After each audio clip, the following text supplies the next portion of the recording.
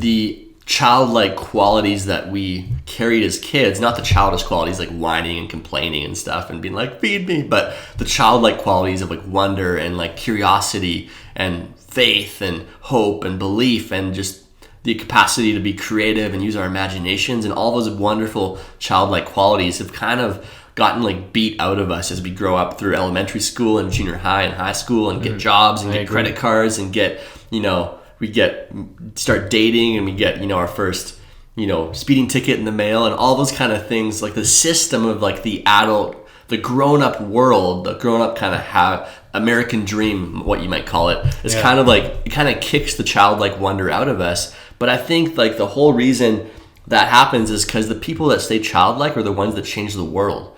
Like the Bob Goffs and the Bob Dylans and all these guys who are just like these amazing, creatives. Like the people that keep that creativity alive are the ones that have the capacity to like change the lives of those around them. And so this quote by Bernardo Shaw says, "We don't stop playing because we grow older. We grow older because we stop playing." And that capacity just to have playfulness in our lives. So I went through all the moments in my life growing up that caused me to kind of lose sight of that childlike wonder and stuff. And I had kind of that choice to make, where am I going to like kind of live in bitterness or live in resentment or live in fear or live in rejection and stuff like that? Or am I going to like move on from it? So I kind of felt like it was a healing, kind of a spiritual healing for me, where I had a few weeks, a lull in my business when I didn't have any video projects coming up a few years ago in 2017 in January.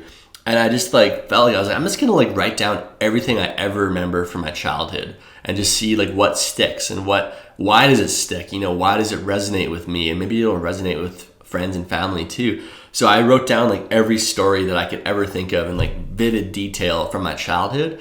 And then I'm like, these are kind of funny stories and stuff. And I wrote it kind of from a kid's perspective in a fun way. And then I had all this revelation and kind of wisdom upon those stories and kind of like the lessons that I've learned now looking back.